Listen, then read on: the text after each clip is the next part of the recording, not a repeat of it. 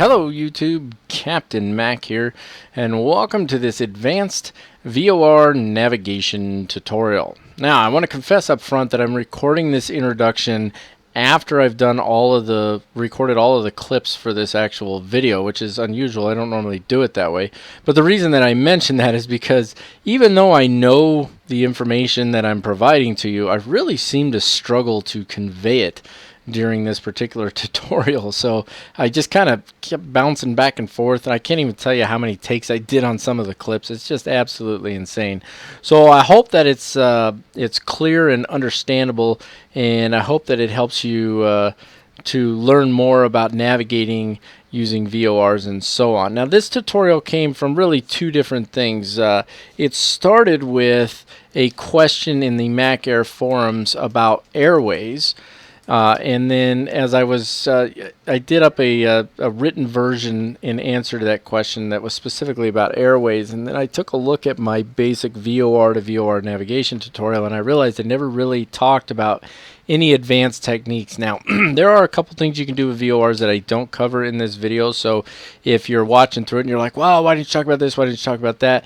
I didn't think it was necessary for the video, so it's not necessarily all-encompassing, but what it does include is a discussion about AIRWAYS in answer to that question, and then some advanced stuff that you can do with the VORs, such as how to find intersections, how to use the DME, flying on AIRWAYS Vice, just flying a radial for a VOR, and then ultimately we conclude this tutorial with a VOR approach into Tucson, which was a lot of fun, and I really enjoyed it. So I hope that you guys enjoyed as well, and what do you say we go ahead and we get started on a little bit of learning here.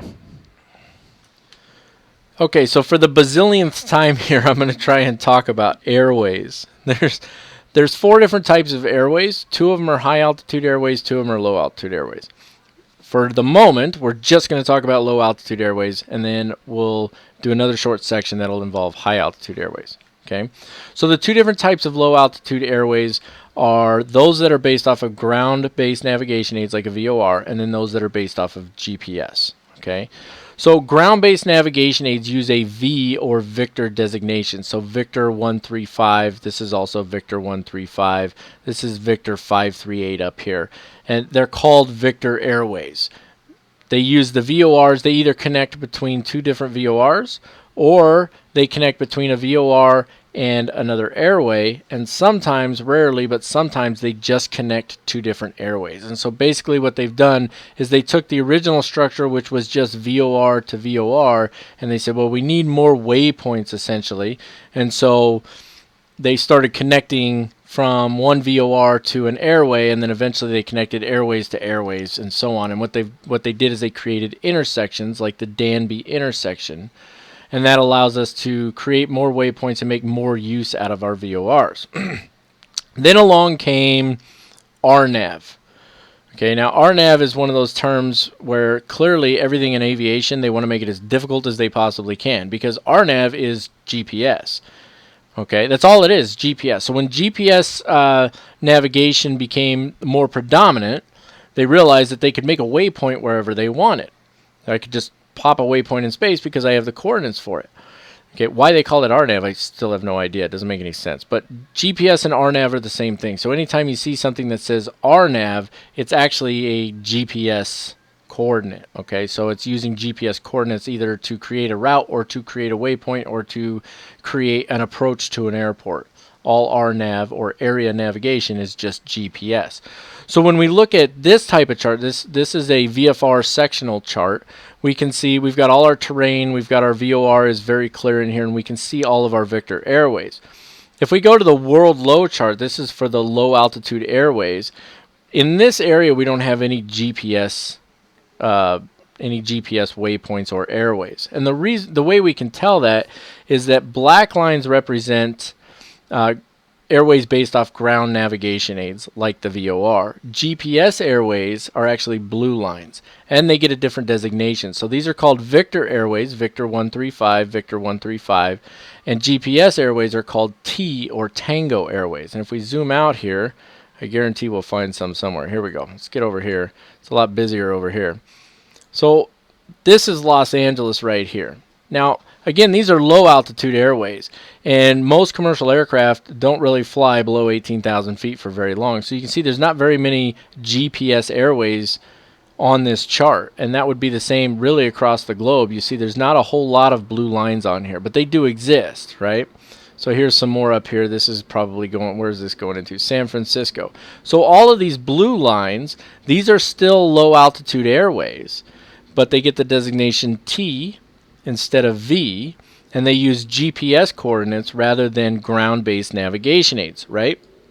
So this Victor airway here, Victor 301, is connected to the Oakland VOR, okay?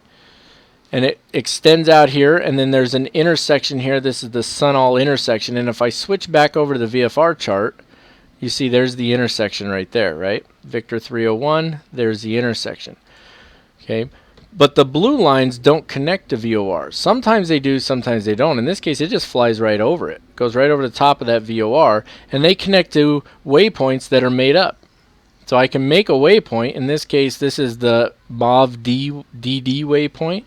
But sometimes they also connect to intersections that already exist. So here's the board intersection, and you can see that this T or Tango airway 333 connects to the board intersection on both sides, right? But if I go back to my VFR chart, it shows T333 in here, right? But you can't use that with a VOR because it doesn't connect to any VORs. It connects to GPS waypoints. So you would have to have a GPS to be able to use that airway and those waypoints there. So all the blue lines represent GPS-based airways, and all the black lines represent VOR-based airways. Okay, so now that we've covered the low altitude airways, let's talk about the high altitude airways. Again, there's two types. Those that are based off the ground navigation aids, the VORs, and then those that are based off of GPS. Now when we looked at our low altitude airways using our VFR chart and our world low chart, we saw that there were no GPS airways in here. If we go to our high altitude chart, all of a sudden we see tons of blue lines in here, lots of GPS routes.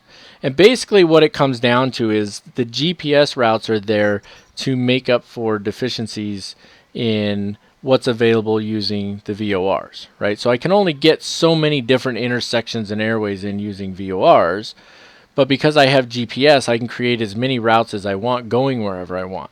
So a good example would be airway Q15 right here. Q15 is a GPS-based airway, but when it comes down to the Chile intersection here, where it intersects with J6, which is an airway based off of the VOR, I no longer have need for Q15.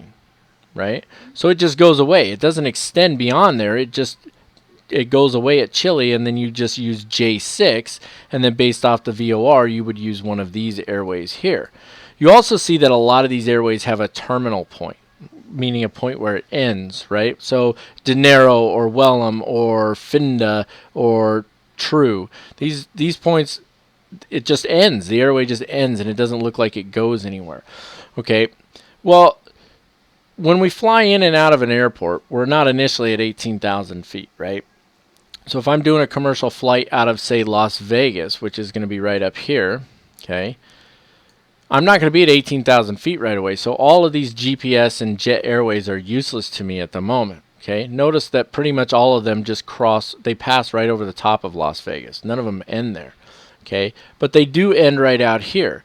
And they'll end here when you transition down to low altitude airways, okay? And then from there you'll transition on to your what's called a STAR, Standard Terminal Arrival, okay?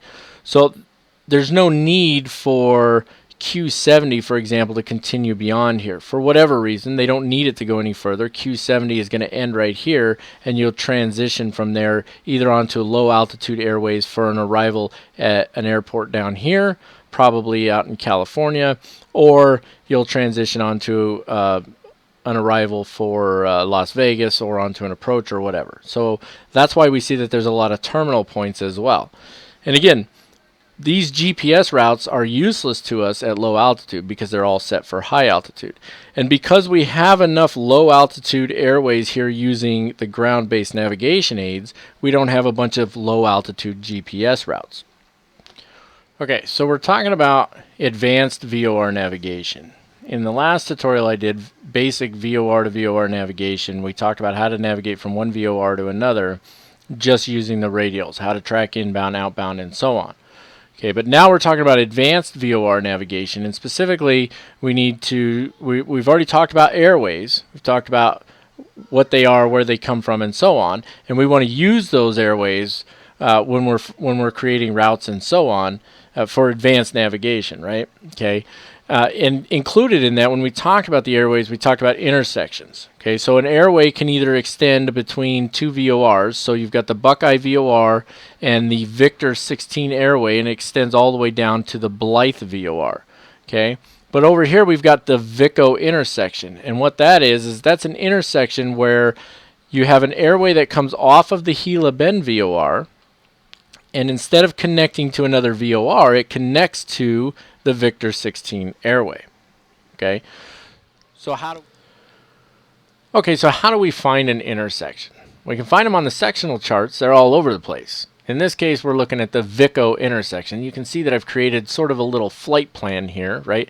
And this is to help us find the intersection. Now, if I had a hard copy of the sectional chart in front of me, I would use a ruler, and then I would use the legend from the sectional chart. My brain does not want to function today for the life of me. I would use a ruler and the legend from my sectional chart to determine how far it is from a given location. Now, in this case, we actually took off from Buckeye VOR, and when we hop into the aircraft, you know, that's where we took off from. We're already going to be in the air when we hop into the aircraft, but we took off from Buckeye VOR. So I did, or not from the Buckeye VOR, but from the Buckeye Airport, which is near the VOR. So rather than using the Blythe VOR, which I could easily use, I chose to use the Buckeye VOR, and then I have to use the Gila Bend VOR in this case. Why do I have to do that? Okay, let me rephrase. I should use the Gila Bend VOR. I don't really have to. And the reason that I don't have to is I can find an intersection based off of a single VOR so long as I have distance measuring equipment, okay, which I have in this aircraft. We're going to be flying the Cessna Caravan. However, if I don't have distance measuring equipment, there's a different way to do this. Let's start with just having distance measuring equipment. I can see here, so let me pull up this little flight plan that I made. Okay, so this here, if I highlight this, you see Victor 16 gets highlighted over here. See that? So if I go over Victor 16, I can see it is 56.5 nautical miles from the Buckeye VOR to the VICO intersection. Great. So if I fly on this heading, 262 degrees, or I fly this course, this oh, what's the word I'm looking for now? This radial, thank you. I don't know where that just came from, but thank you wherever it came from. If I fly the 262 degree radial outbound from the Buckeye VOR until I get to 56.5 nautical miles using my distance measuring equipment, guess where I'm at? I'm at VICO intersection, okay? Likewise, I can fly, which one is this? This is Victor 94. I can fly 72.9 nautical miles from the Gila Bend VOR, and then I'll be at the VICO intersection. Everybody sees how that works, right? If I have two nav radios, which I do in this case, then what I should do is I should track both of those VORs so that I can verify that I'm actually at the VICO intersection, okay? That's one way to do it, and that's what we're going to do first. So let's hop into the aircraft, and right now we're going to be kind of heading this way. We'll show you. We'll get everything set up. We're going to come down. We're going to intercept the outbound 285 degree radial from the Gila Bend VOR, and we're going to fly it up to the VICO intersection. And we're going to pause there. And we're going to use it. We're going to check our distance measuring equipment, and we're going to see that we're in fact at the VICO intersection based off of these distances right here. So just remember 56.5 nautical miles from Buckeye VOR and 72.9 nautical miles from the Gila Bend VOR. That should be VICO intersection. Let's do that, and then we'll talk about a different way to find those intersections. Alright, so we're cruising along here at 5,500 feet. We've got a little ways to go before we intercept that 285 degree radial outbound from the Gila Bend VOR. And I'll just edit out any extra blank space, but I wanted to take an opportunity to use this time to show you how to set this up. So what I'm going to do, we don't need our outside view right now. What I want to do is I want to fly down here and I want to take a closer look at our instrumentation, because that's what we're using to find the VICO intersection. So Nav 1 in this aircraft is located on the GPS. So this is our Nav 1 radio right here, and then this is our Nav 2 radio. Our Nav 1 radio is tuned to 116.60, and that is the Gila Bend VOR frequency. That shows up over here on our HSI. Our Nav 2 radio is tuned to 110.60, which is the Buckeye VOR frequency, and that shows up over here on our Nav 2 indicator, or course indicator. What is this thing called again? My brain's completely drawn a blank on that. Either way, Nav 2 shows up here. Fair enough? Okay. Now, if you haven't seen my basic VOR to VOR navigation tutorial, you need to go back and take a look at that, because otherwise you're not going to understand some of this. Right now, we are flying 233 degrees. It shows our course is 340 because I haven't adjusted the Omni bearing selector yet. Now what we want to do is we want to intercept the outbound 285 degree radial from the Gila Bend VOR. This is where the Gila Bend VOR from Nav 1 is showing up right here. So that little white arrow there needs to be pointed down, which it is right now, and we need to rotate our OBS, our Omni bearing selector, to 285 degrees. We want to make sure it shows 285 degrees with that arrow pointed down. If I scroll this far enough, that arrow is going to point up. There it is. It's pointing up now. Okay. Up and down is based on the direction of the HSI's primary pointer here, I guess we'll call it, our course indicator, right? But we want to fly 285 degrees, which is going to be, there's 270, so let's rotate it to 285 here. And it's going to flip back to down because we want to track outbound. That's going to be close, right? There's 276, 81, 82, 83, 84, 85. 285 degrees, okay? So now what we have to do is, in order to intercept that radial, we need to continue to fly until this bar centers up. And you can see it's starting to move already, so we're a little bit closer than I thought we were, which is fine. And then we're going to turn on course, and what we want to do is we want to keep that bar centered. And if, again, watch the basic VOR to VOR navigation tutorial. The difference here is we're specifically intercepting this radial because it is an airway, right? This is the airway that we want to intercept. It's Victor 94. So we want to fly Victor 94 up to our intersection. What was the name of it again? The Vico intersection. So we're going to fly Victor 94 up to the Vico intersection. So let's get on this radial first, and then we'll show you how to set up the Nav 2 display over here, the Nav 2 indicator, so that we know when we're actually at our Vico intersection. So I'll come right back once we're centered up.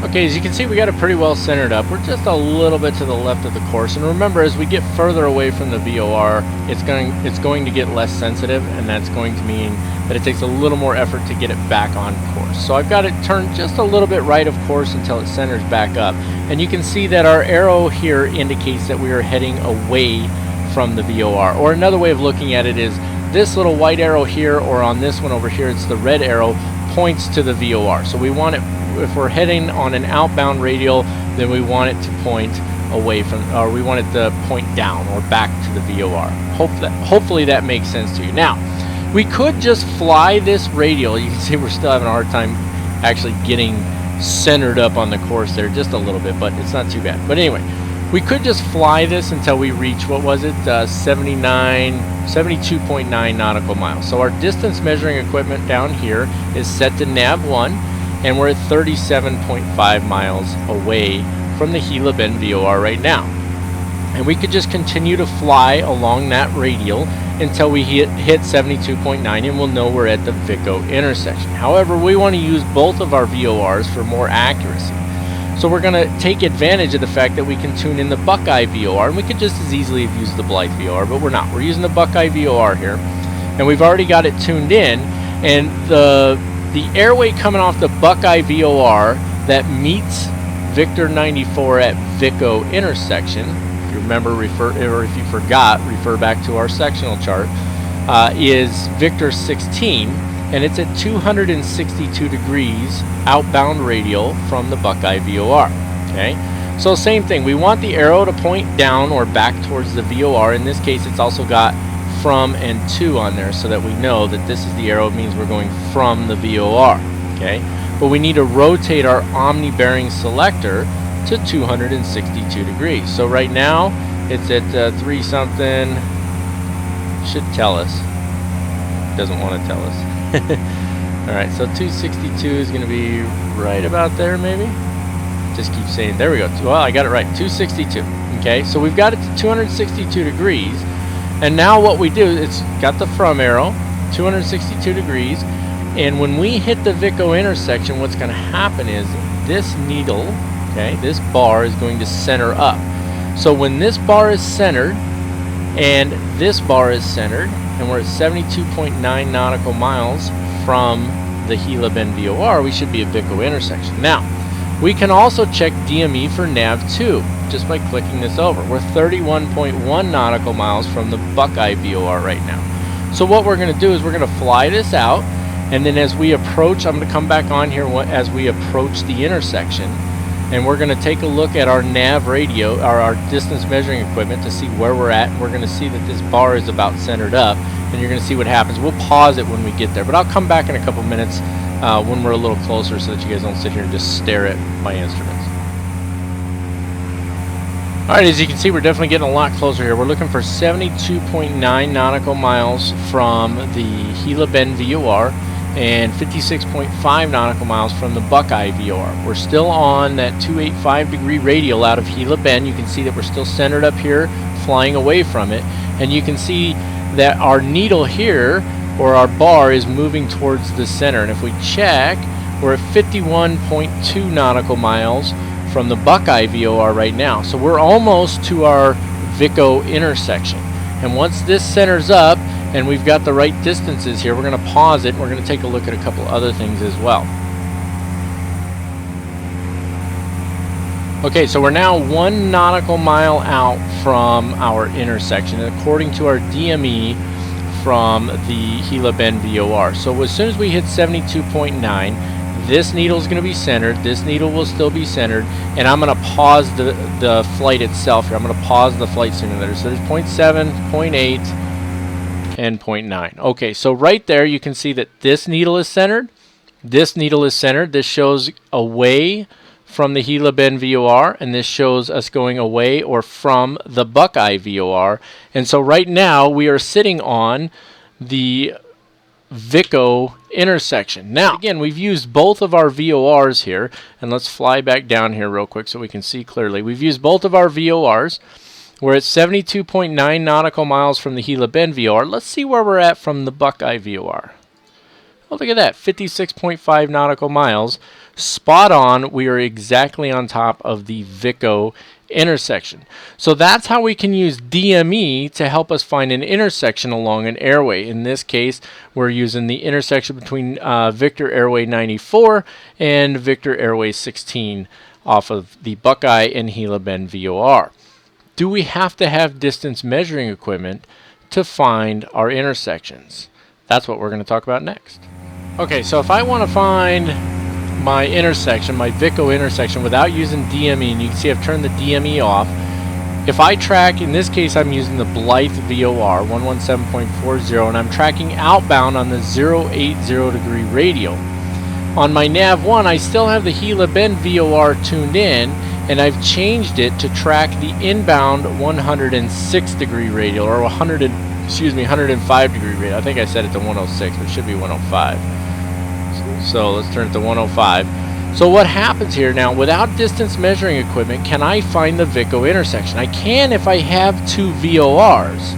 If I've got 2 nav radios and 2 displays, I can find the VICO intersection. It'll be when I'm on the 080 degree radial outbound from the Blythe VOR, and my bar centers up for the inbound radial to the Gila Bend VOR, then guess where I'm at? I'm at the VICO intersection. So that's what we're actually doing right now. So you can see here that our bar is moving towards the center, and we're getting close to the VICO intersection again. And what we're going to do here is once we get on the intersection, we'll pause again, and then we'll turn on our DME and we'll check our distances from the Buckeye and the Gila Bend VORs and see if we're still at the proper intersection.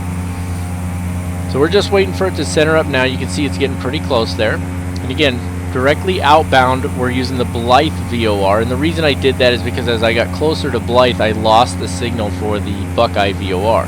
But we should have that signal back now, so we should be good on that. And in fact, if I switch to the Buckeye VOR, let's see that there it is, it pops up, so it shows that we're inbound on the Buckeye VOR. But we're going to continue with the outbound for the moment. Wait for our needle to center up here. And once our needle centers up, we should be at 72.9 nautical miles from the Gila Bend VOR, and we should be at 56.5 nautical miles from the Buckeye VOR, just like we were before. But if we don't have distance measuring equipment, we can still find that intersection by centering up those two needles using the radials from the VORs like we're doing right now. So almost centered up here, just a little bit more to go, and we should be right on top of it.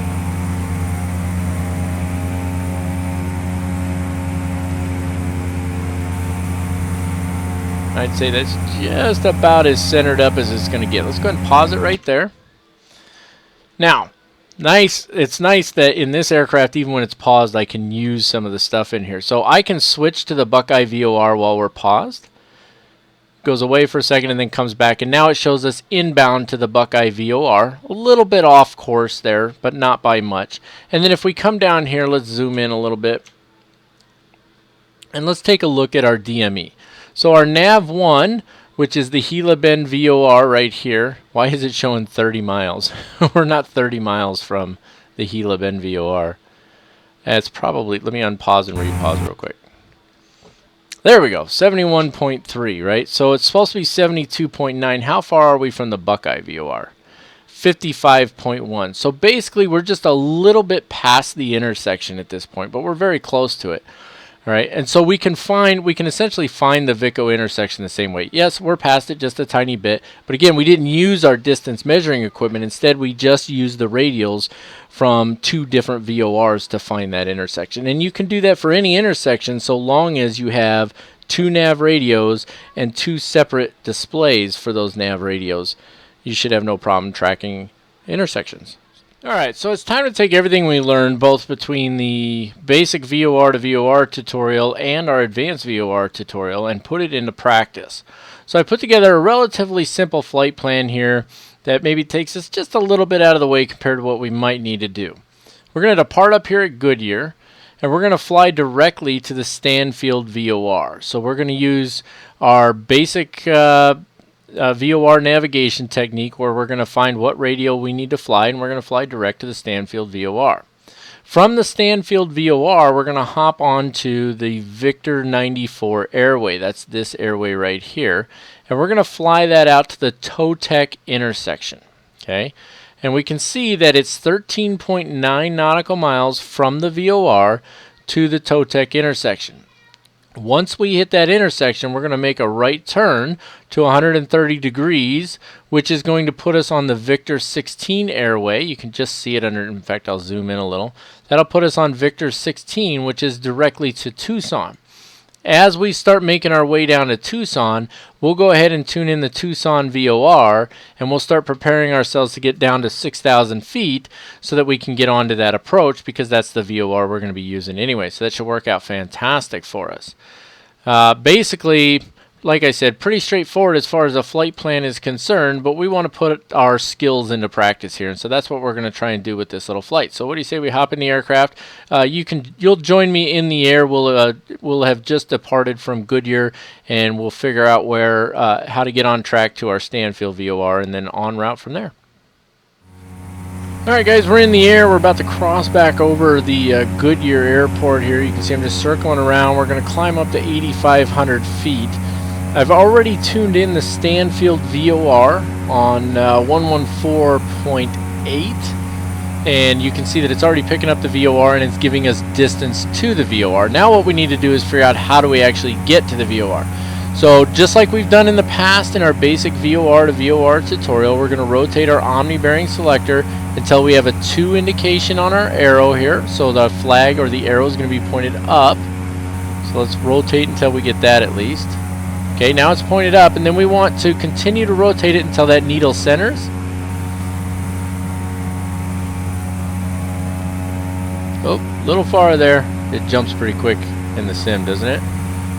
Okay, and by coincidence, we're actually almost on a direct course to the Stanfield VOR already. So you can see the needle centers up basically on the heading that we're on. Now that literally was accidental. I actually wanted to try and intercept the course, but you can see we're pretty much on course already. Just a little tiny bit left of it. So all we're going to do is we're going to use our autopilot for this. We might as well. We have it available to us.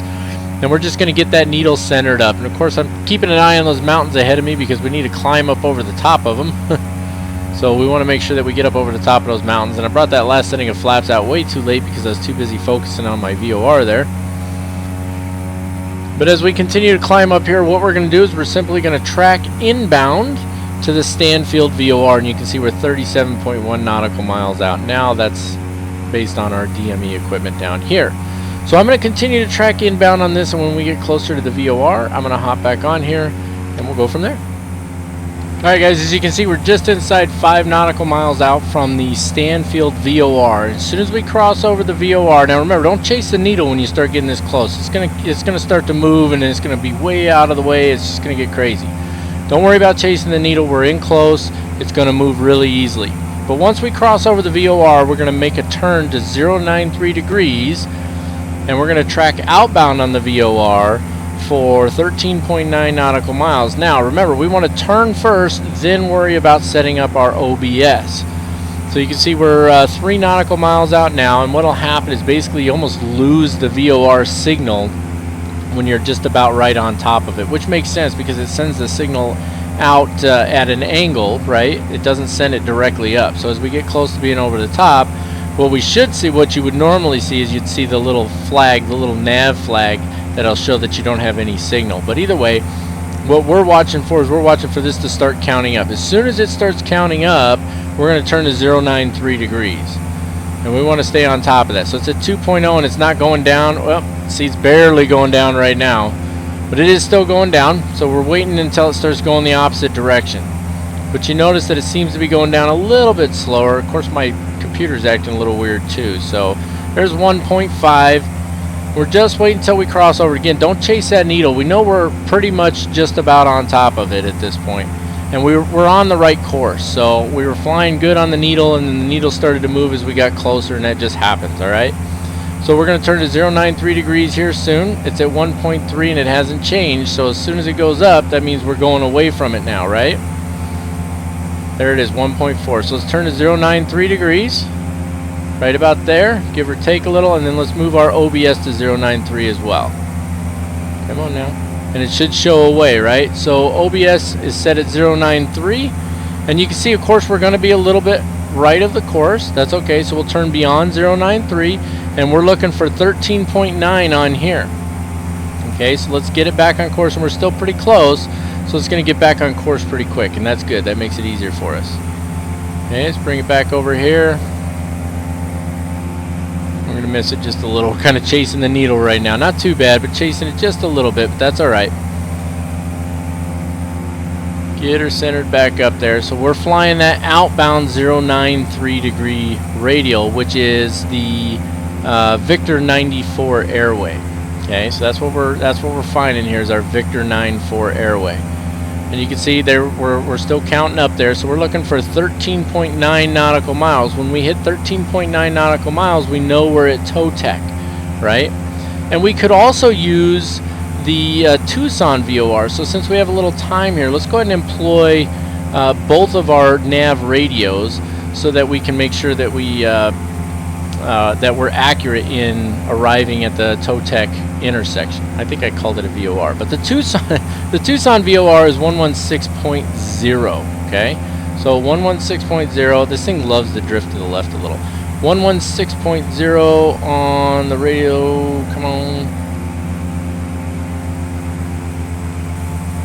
There we go, 116.0. Okay.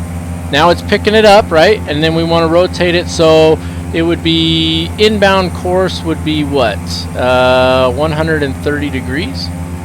Okay, so let's rotate this to 130. That was way too far. Right about there, 130. Course 130. Okay. So here's what we're trying to do, right? We're using both of these. We're using the DME from nav 1, but on the nav 2 we've tuned it into the Tucson VOR. So when we cross over the Totec intersection, we should also see this needle center up. So when we hit 13.9 here and this needle centers up, we know we're at Totec, and we're going to turn to 130 degrees. And since we've already got this VOR tuned in, we can just use that to make sure that we get on the proper airway, and that's the Victor 16 airway.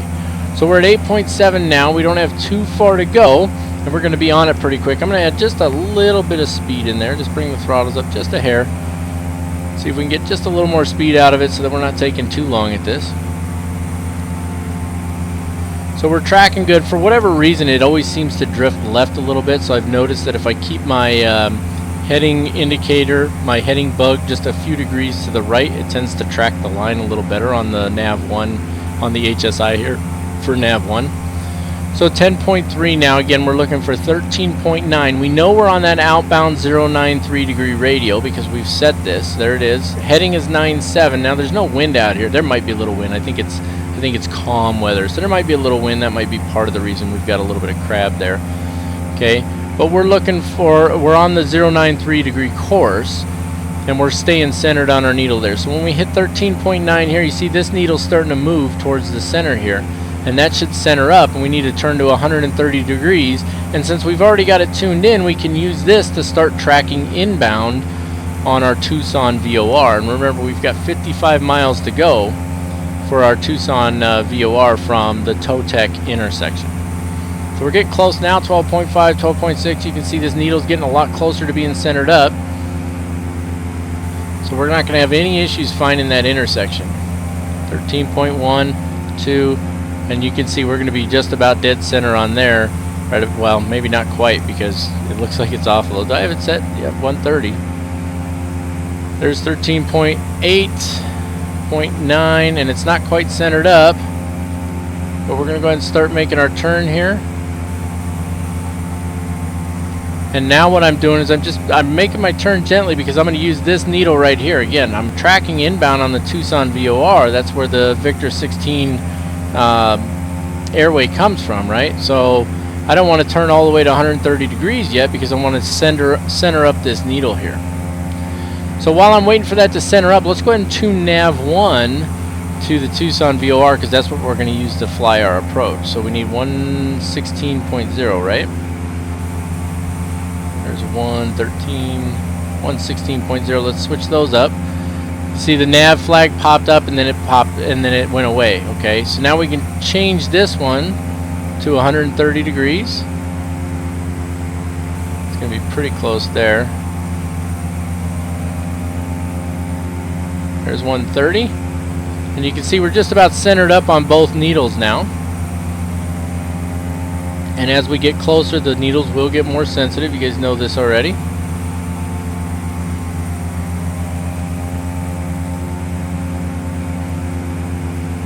And let's bring it all the way to 130 degrees.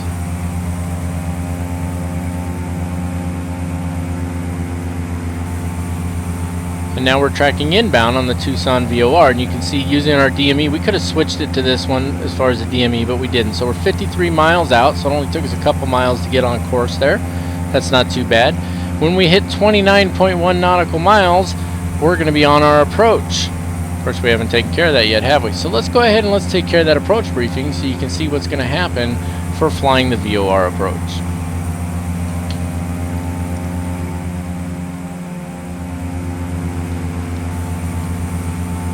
Alright, now it's time to talk about the VOR approach. Good times, right? Looks a little confusing, looks a little stressful, but it's really not. Now, this VOR approach also makes use of the NDB here. We are not going to be using that for this approach. We're not even going to talk about it during this approach because this is about the VOR approach itself. But this is just about the VORs right now. We're not talking about NDBs today. So we're gonna ignore these radials off of the NDB right now. We're gonna focus on the VOR using the DME for this particular approach. So let's start with a standard approach briefing.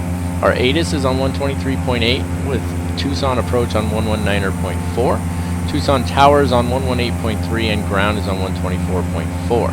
The Tucson VOR, which we will be using for our approach, is on 116.0 with a final approach course of 123 degrees. A minimum altitude, in other words, we must be able to see where we're going by the time we get to POSIB at 4,600 feet. Now, somebody correct me if I'm wrong on my interpretation of that, please. Minimum decision, in fact, that has to be wrong because the minimum decision altitude is actually what that's supposed to be, right? 2,960 feet. So our minimum altitude by the time we get to POSIB, I guess it's just all that's saying is 4,600 feet.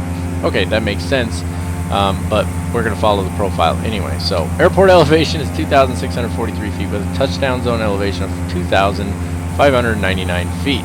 Missed approach, we're going to climb to 4,000 feet and then a climbing right turn to 6,000 feet via heading 300, via the heading, the 300 degree heading, via 300 degree heading, whatever, and outbound via the Tucson VOR's 270 degree radial to the Ryan NDB, which is 12.8 nautical miles from the VOR, and hold. Okay, so basically that means we're going to climb straight out till we hit 4,000 feet, then make a climbing right turn to 6,000 feet, turn all the way to 300 degrees until we intercept this radial, and then hold out here at the Ryan NDB. That's what that's talking about for the missed approach.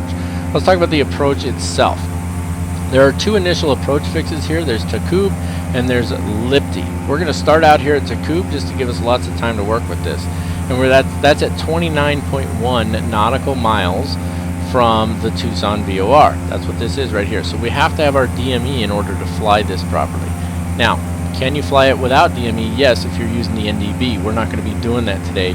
We're going to focus on flying this with just the VOR using the DME equipment, distance measuring equipment, okay? So from the Takub waypoint out here is our initial approach fix at 29.1 nautical miles from the Tucson VOR. We're going to make a right-hand turn to 123 degrees or whatever. We should be making a right-hand turn, but either way, we're going to turn to 123 degrees, center up our needle, tracking inbound to the Tucson VOR. When we get to 17.8 nautical miles out, we'll be at Lipti. At Wasson, we'll be at 12.8 nautical miles out. At 10.5, we're at Calls. 8.5, we're at POSIB. And 5.1, we're at Parks. Now, if we look at our profile view, we've got some altitude restrictions for each of these waypoints. So out here at Lipti, 17.8 nautical miles from the VOR, we need to be at 6,000 feet, okay? And then once we cross Lipti, so once we get closer than 17.8 nautical miles, we can descend to 5,500 feet. And that's where we need to stay until we get to Wasson. Once we cross 12.8 nautical miles out, 12.8 DME, then we can descend to 5,000, and we must stay there until we get to Calls, which is at 10.5 DME. Then it's a descent to 4,600, which our minimum altitude at POSIB is 4,600, so I guess it's just telling us don't get below 4,600 until you get past or until you get across POSIB, which is at 8.5 DME, and then we descend from there to the 3480. That takes us to Parks, and then we should be completely visual from that point there. Okay, so it's pretty straightforward actually, and for the small aircraft we're flying and the slow speed that we're going to be flying, it's pretty easy. Now, if you were flying this in, say, a 737. You're going to have to be on your game because these are some short distances. You got 5 miles from Lipti to Wasson, 2.3 from Wasson to Calls, 2 from Calls to POSIB, and 3.4 from POSIB to Parks. We've also got our descent angle down here. Okay, so this is based off of ground speed. So if you're doing 70 knots and you want to descend at 3.05 degrees, you need to descend at 378 feet per minute, and it goes so on all the way up to 160 knots. So if you're doing 160 knots, you're going to be descending at 863 feet per minute to maintain a 3.05 degree glide slope. Okay, is that making sense to everybody? I imagine that it is. So now the fun part, we're going to go fly it and try not to mess it up. Okay, we're at 6,000 feet. we are on the 123-degree radial inbound to the Tucson VOR, and we are at 29.54 nautical miles. So when we hit 29.1, that means we're at Takub, our initial approach fix. Bam, there it is. There's Takub right there. Now we still need to stay at 6,000 feet until we get to Lipti, right? And Lipti is at 17.8 nautical miles from the Tucson VOR. Now, remember, as we get closer, it's going to get a little more sensitive. So we don't want to chase the needle too much. But basically, we're looking pretty good here right now. So we're at 27 nautical miles and change. So we got about 10 nautical miles to go until we are at the Lipti waypoint. So I'm going to continue to fly this, and I'll just get rid of some of the extra space in the middle so that it's not a long time of just sitting here staring at nothing with me having nothing to say. Okay, we're going to be coming up on Lipti here shortly at 17.8, and as soon as we hit that, we want to descend to 5,500. There we go, down to 5,500. And now we're looking for Wasson, which is at 12.8, and once we cross Wasson, we can descend to 5,000. So we're going to go ahead and hold this for now, and I'll come back on when we get closer to Wasson.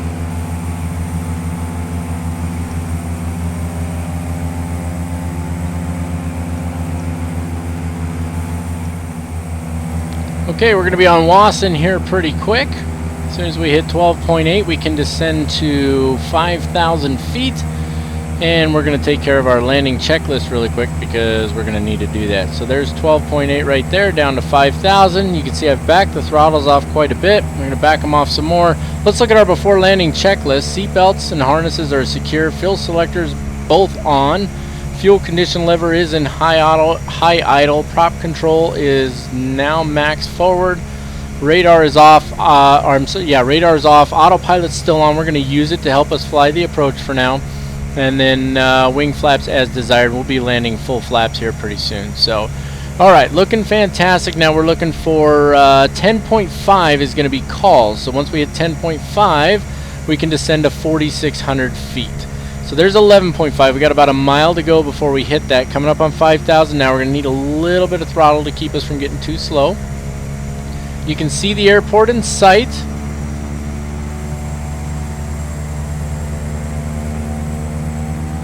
We're landing on runway 11 left. That's what our brief is for. So we're a little to the left of the runway right now. We'll go ahead and we'll adjust a little bit while we're here and we can see it. Might as well. There's almost 10.5. And there it is, 4,600. And remember, that's our minimum altitude here. We can't go below 4,600 until we pass posted, which is at 8.5, another 2 miles. Bring those throttles back a little bit again. And I'm going to bring the next flap setting in, help slow us down a little bit. Our normal landing checklist, flaps will be full, airspeed will be between 75 and 85 knots. Obviously it says touchdown main wheels first, beta after touchdown, brakes as required, so on. Alright, so we're looking good right here. So what we're looking for now is 8.5, and once we hit 8.5 we're pretty much on our own. So let me put this up here. Track IR coming on, big jump. There it is. And let's go ahead and bring in our last flap setting here. And I'm looking for 8.5. Once we hit 8.5, we're going to take the autopilot off, and we'll hand fly the approach from there. Coming up on it now. There's 8.7. Nice and slow here. We can get a little more throttle in there. 8.6. 8.5. Let's go take the autopilot off. There we go. And we hand fly the approach from here. And that, ladies and gentlemen, is the VOR approach. Now we could continue to Parks, right down to 3480 at Parks, which is 5.1. Pull those throttles back a little bit and get some descent going in here because she wants to climb now. So 5.1 is going to be Parks, and we can be at 3480 at Parks, which we got plenty of distance to cover to get there. And that's because I added a little throttle and she started climbing on me. Alright, so we're looking pretty good. Again, 5.1 is Parks. Keeping an eye on that. 7.3 right there, so we're definitely good on our altitude. We need to get a little lower. We can obviously see the PAPI lights, but Parks would be that next waypoint. and obviously then after parks is your missed approach point. So if we couldn't see the runway at this point, we couldn't see the PAPI lights, then we'd want to make sure that when we hit 5.1 DME, we're not below 3,480 feet. All right, so we got a little ways to go before we actually reach 3,480.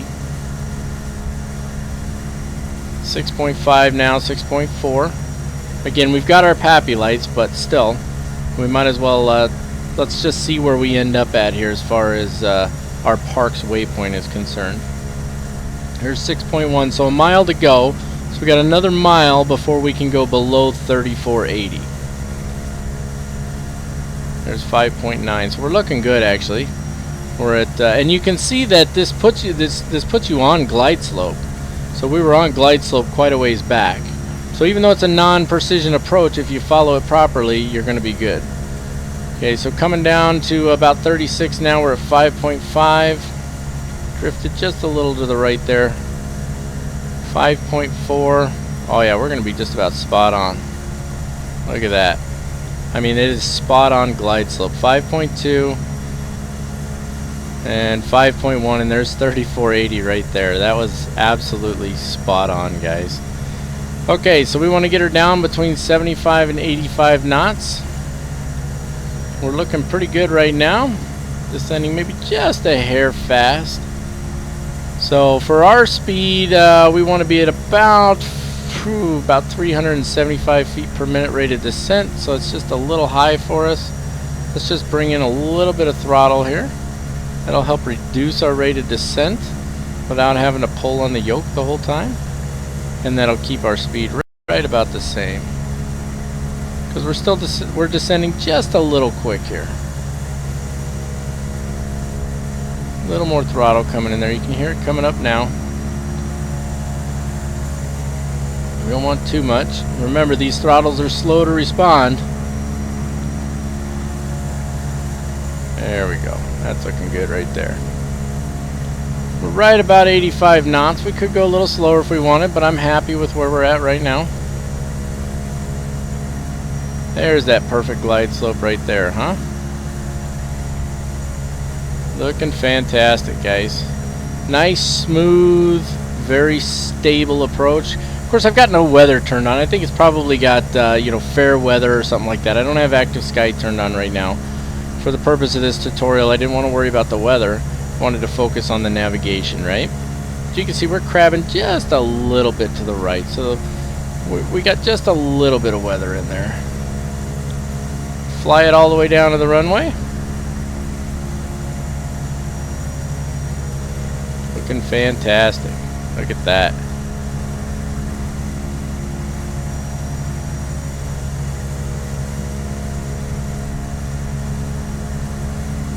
Transition. Cut the throttles back. There we go. There it is. Maybe just a little bumpy. Not too bad though. Not too bad at all, guys. Alright folks, well that is going to wrap it up for your advanced VOR navigation tutorial. Please let me know down in the comments what your thoughts are on this tutorial. I hope that it was helpful for you.